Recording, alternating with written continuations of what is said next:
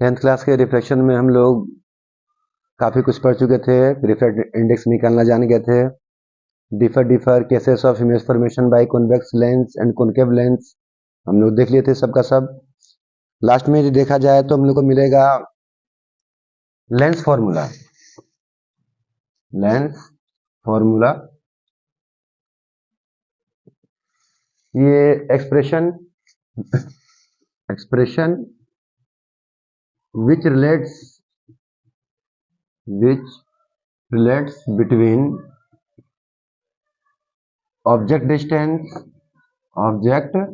Distance जिसे हमने you से शो करने वाले हैं। मेरे में भी क्या गया था, इमेज डिस्टेंस जिसे हम लोग भी से शो करेंगे। मेरे में क्या गया था, and focal length small f of lens is called lens formula.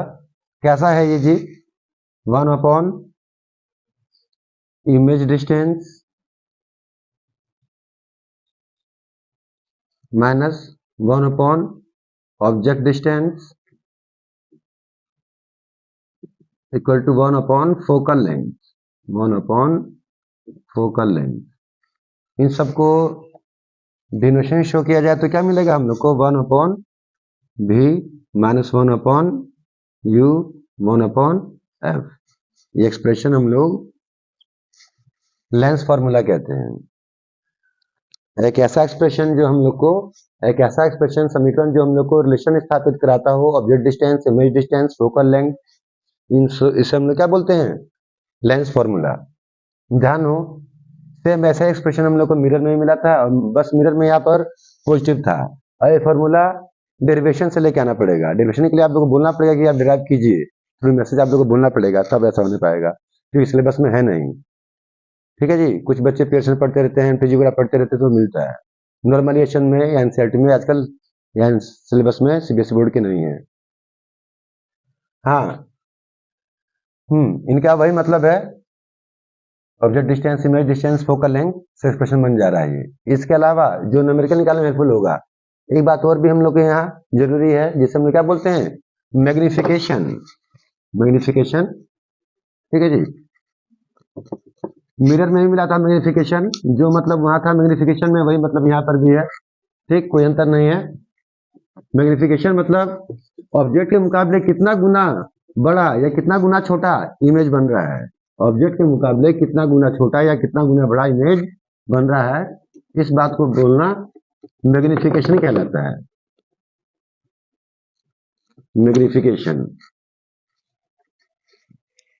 बस स्लाइड सा डिफरेंस है। मैग्निफिकेशन इसमें स्मॉल एम से शो करना हम लोग को, हाइट ऑफ इमेज अपॉन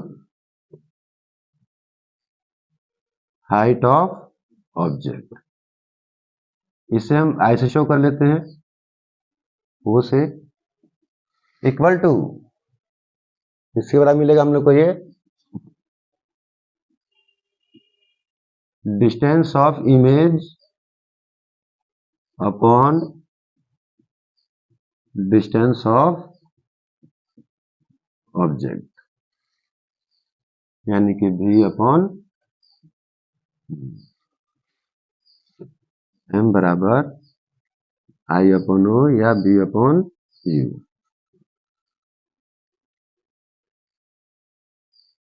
एकदम हूबहू वैसे ही बात है जैसे हम लोग यहाँ मिरर में थी, बस यहाँ पर ये नेगेटिव आता था वैल्यू, वो भी डेरिवेशन से ही आएगा, यहाँ पर नहीं है नेगेटिव। सेम वही बात, m यदि 1 से बड़ा होगा तो मैग्नीफाइड इमेज है, मैग्नीफाइड इमेज है। m यदि 1 से कम होगा तो डिमिनिश्ड इमेज है, और m यदि इक्वल हुआ 1 के तो नो मैग्निफिकेशन, कोई मैग्निफिकेशन नहीं हुआ है। यदि ऑब्जेक्ट के मुकाबले इमेज बड़ा बनेगा तो ही हमें m का वैल्यू 1 से ज्यादा मिलेगा, उसे बोलते हैं मैग्नीफाइड इमेज बना है। यदि ऑब्जेक्ट के मुकाबले हाइट ऑफ इमेज कम रह जाए तो हमें वैल्यू 1 से कम मिलेगा, जैसे 0.7, 0.5, 0.2। उस टाइम इमेज क्या होगा, डिमिनिश्ड। यदि जितना बड़ा ऑब्जेक्ट है उतना बड़ा इमेज बने तो भाई कोई भी मैग्निफिकेशन नहीं हुआ है। ये third case of image formation by convex lens था हम लोग के यहाँ। एम का वैल्यू नेगेटिव होगा रियल इमेज के लिए और पॉजिटिव होगा वर्चुअल इमेज के लिए। वर्चुअल के लिए एम का वैल्यू पॉजिटिव और रियल के लिए क्या होगा वैल्यू नेगेटिव। ये सभी बातें यूजफुल हैं इन न्यूमेरिकल्स निकालने के लिए। साथ ही साथ साइन कन्वेंशन भी देख लेते हैं हम लोग। साइन कन्वेंशन मिरर में ही पढ़े थे साइन कन्वेंशन, यहां भी देख लेते हैं, बहुत इंपॉर्टेंट है। बिना साइन कन्वेंशन के हम लोग कोई भी न्यूमेरिकल नहीं निकाल पाएंगे। हालांकि मैंने न्यूमेरिकल डील भी नहीं किया अभी आप लोग के साथ, पर फिर भी जब करेंगे तब के लिए बात हो रहा है, या जो भी जिस विधि से कर रहा हो।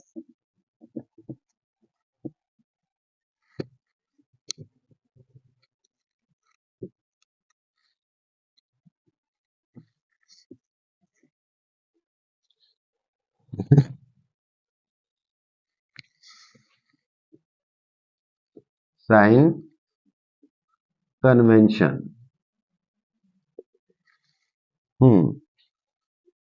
ये लेंस हो गया, ये प्रिंसिपल एक्सिस हो गया, ये इसका ऑप्टिकल सेंटर हो गया।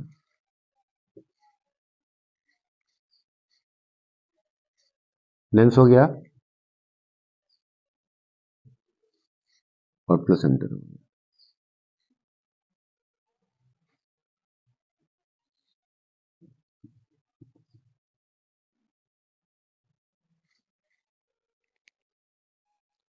साइन कन्वेंशन में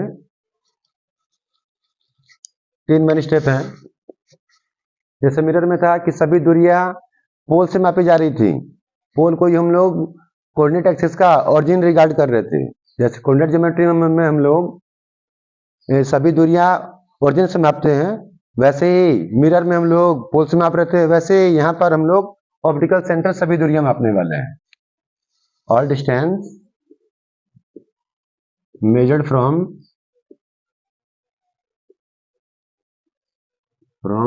optical center, optical center। दूसरी सेम, देखने में तो लाइनें सेम मिल जाएंगी हम लोग को। All distances measured in direction of incident ray are taken positive, जो भी दूरी इंसिडेंट रे की डायरेक्शन में मापी जाएंगी वो पॉजिटिव ले जाएंगी, and in direction opposite to incident ray are taken negative. जो भी दूरी इंसिडेंट रे की डायरेक्शन में मापी जाएंगी वो पॉजिटिव ले जाएंगी, और जो भी दूरी यहाँ इंसिडेंट रे के है अपोजिट डायरेक्शन में मापी जाएंगी उन्हें हम लोग नेगेटिव लेंगे। थर्ड लाइन है height above principal axis are taken positive and below it taken negative। Principal axis के ऊपर जो भी दूरी मापी जाएंगी वो दूरी हाइट क्या कहलाएंगी, पॉजिटिव लेनी पड़ेंगी, और जो भी दूरी नीचे मापी जाएंगी सब नेगेटिव लेनी पड़ेंगी। अब देखते हैं इमेज फॉर्मेशन। ये जैसे ऑप्टिकल सेंटर हो गया, ये एफ होगा, ये 2f होगा, एफ 2f एफ 2f।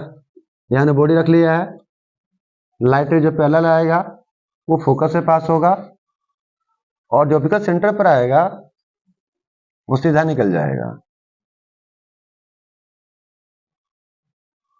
कहाँ काट रहा है ये, beyond 2f। Beyond to F. ठीक है जी, रियल इमेज बना है। यहां देखा जाए तो ये इमेज है, ये ऑब्जेक्ट है, तो प्रिंसिपल एक्सिस ऑप्टिकल सेंटर से दूरी मापनी है ऑब्जेक्ट की, तो क्या होगा, यू से शो करना है।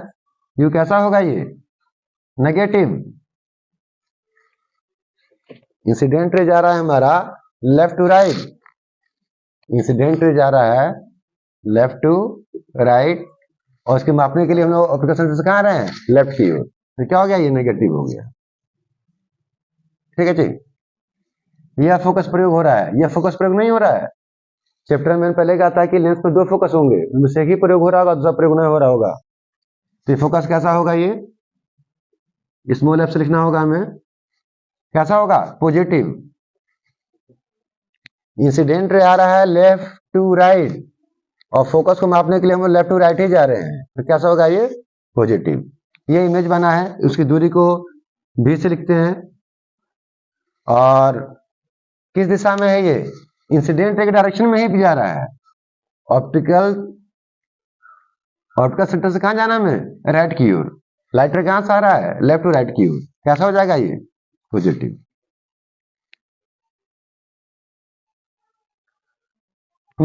ये हमारा कॉनकेव लेंस है, ये उसका फोकस हो गया, ये उसका 2f हो गया।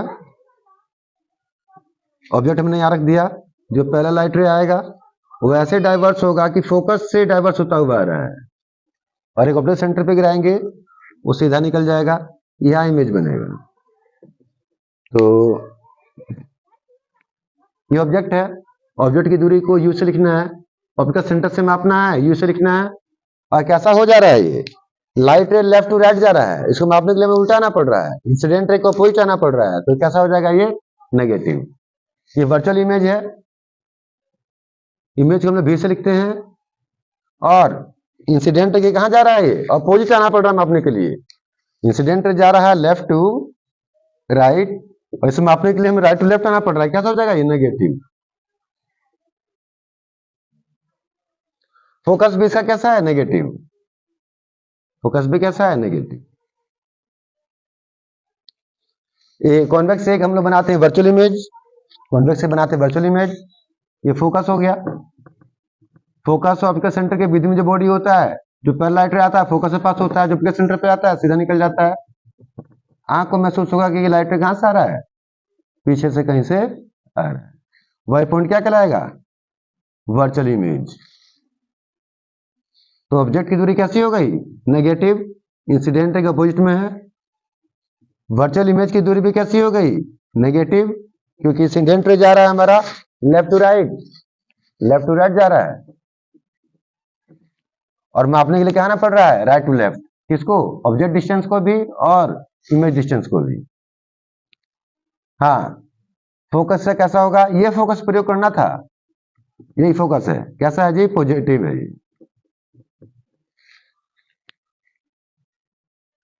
मात्र 3 ही लाइनें हम लोग के पास हैं, सभी दूरी फोकस ऑप्टिकल सेंटर से मापी जाएंगी।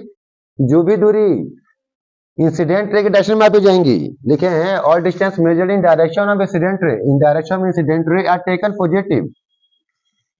देखिए incident ray left to right आ रहा है, और फोकस मापने के लिए हम लेफ्ट टू राइट जा रहे हैं, इसलिए पॉजिटिव है। इमेज डिस्टेंस को भी मापने के लिए हम लेफ्ट टू राइट जा रहे हैं, पॉजिटिव है। ऑब्जेक्ट को मापने के लिए राइट से लेफ्ट जा रहे हैं, इसलिए negative. Direction opposite to incident ray are taken negative. Convex है वर्चुअल इमेज के केस में ऑब्जेक्ट डिस्टेंस नेगेटिव है, वर्चुअल इमेज का दूरी नेगेटिव है, और फोकस पॉजिटिव है। कॉनकेव के लेंस में ऑब्जेक्ट डिस्टेंस नेगेटिव है, वर्चुअल इमेज नेगेटिव है, और फोकस भी नेगेटिव है। इनसे कुछ निकलता है कंक्लूजन, इनसे निकलता है कंक्लूजन, वो ये है कि U is always negative, U is always negative. कोई सा भी केस हो, U हमेशा ही नेगेटिव होगा, ऑब्जेक्ट डिस्टेंस हमेशा ही नेगेटिव होगा।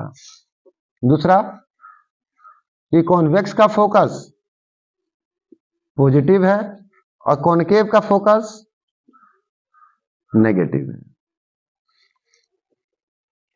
कॉन्वेक्स का फोकस पॉजिटिव है और कॉनकेव का फोकस नेगेटिव है। डिस्टेंस ऑफ रियल इमेज कैसा है? पॉजिटिव है। And that of virtual image negative. Virtual image यहां बना था कॉन्वेक्स में, वो भी नेगेटिव था। देखिए ये बना है इमेज, नेगेटिव है। कॉनकेव भी बना है, ये भी नेगेटिव है। और रियल इमेज की दूरी क्या है? पॉजिटिव है। Height of object, height of object क्योंकि प्रिंसिपल एक्सिस के ऊपर होगा। एंड वर्चुअल इमेज ये कैसे होंगे जी? पॉजिटिव होंगे क्योंकि दोनों कहां होंगे? प्रिंसिपल एक्सिस के ऊपर होंगे। And height of real image क्या होगा जी? नेगेटिव होगा क्योंकि प्रिंसिपल एक्सिस के नीचे बनेगा। Sign convention, lens formula, magnification, इनकी सहायता से हम न्यूमेरिकल्स निकाल सकते हैं। ठीक है जी, एनसीईआरटी बुक में न्यूमेरिकल्स हैं। ठीक, अब रिफ्लेक्शन के रिगार्डिंग 10th क्लास सिलेबस से मात्र एक लेंस का यूज बचता है, अदरवाइज हम लोग human I and colourful world पढ़ सकते हैं। आप लोग इसे ध्यानपूर्वक देखें। ठीक है जी।